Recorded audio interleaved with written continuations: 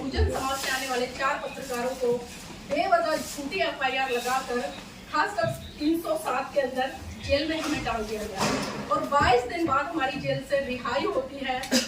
बहुत कड़ा अनुभव रहा है जेल का, क्योंकि हम सुनते थे कि योगी सरकार में ऐसे होता है ऐसे होता है, लेकिन जब प्रत्यक्ष रूप से वो चीजें देखी तो सच में पता चला कि कितनी तानाशाही, कितनी गुंडागर्दी है, कि देश की आवाज बनने वाले पत्रकारों को भी जेलों में डाला जा रहा है।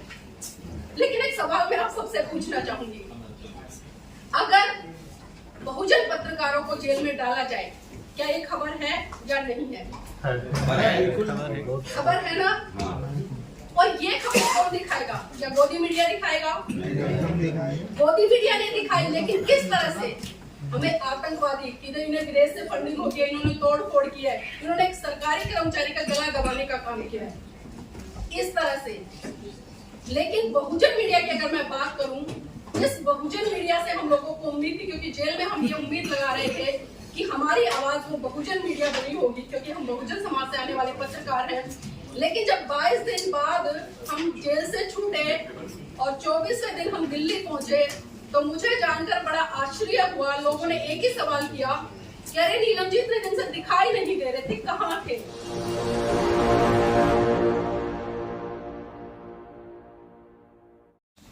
सबसे पहले तो मैं आप सभी का यूट्यूबर जो बहुजन मीट्स है और उसके लिए बहुत बहुत स्वागत करती हूँ, क्योंकि मुझे बहुत अच्छा लग रहा है कि भारत के कोने कोने से यहाँ पर आप सभी आए हैं और कहीं ना कहीं जिज्ञासा आपके अंदर है कि कुछ सीखना है, क्योंकि जब तक हम सीखेंगे नहीं, आगे बढ़ेंगे नहीं।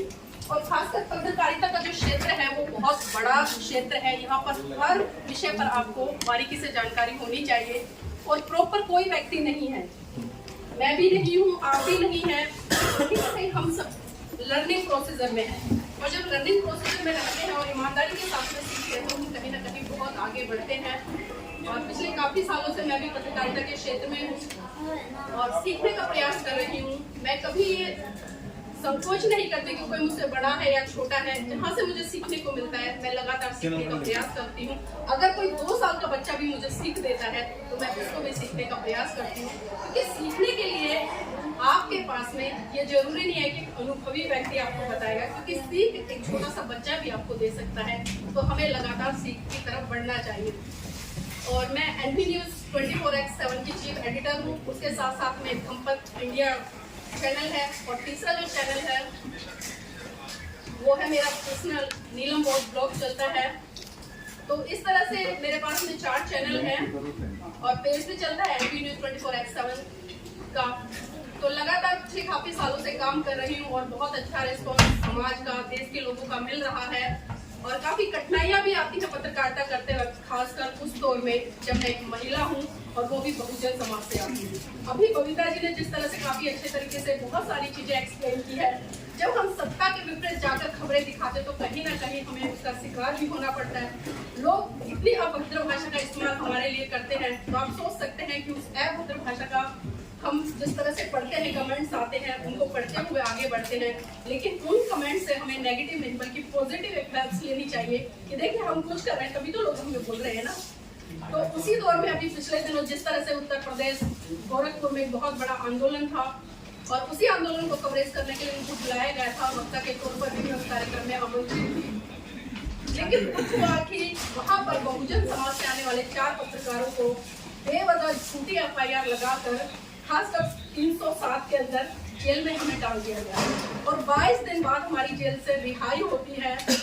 बहुत कड़ा अनुभव रहा है जेल का, क्योंकि हम सुनते थे कि योगी सरकार में ऐसे होता है ऐसे होता है, लेकिन जब प्रत्यक्ष रूप से वो चीजें देखी तो सच में पता चला कि कितनी तानाशाही, कितनी गुंडागर्दी है, कि देश की आवाज बनने वाले पत्रकारों को भी जेलों में डाला जा रहा है। लेकिन एक सवाल मैं आप सबसे पूछना चाहूंगी, अगर बहुजन पत्रकारों को जेल में डाला जाए, क्या ये खबर है या नहीं है? खबर है ना? और ये खबर कौन दिखाएगा? क्या गोदी मीडिया दिखाएगा? गोदी मीडिया ने दिखाई, लेकिन किस तरह से?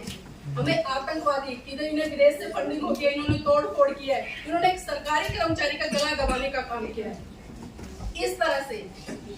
लेकिन बहुजन मीडिया की अगर मैं बात करूं, इस बहुजन मीडिया से हम लोगों को उम्मीद थी, क्योंकि जेल में हम ये उम्मीद लगा रहे थे कि हमारी आवाज वो बहुजन मीडिया बनी होगी, क्योंकि हम बहुजन समाज से आने वाले पत्रकार हैं।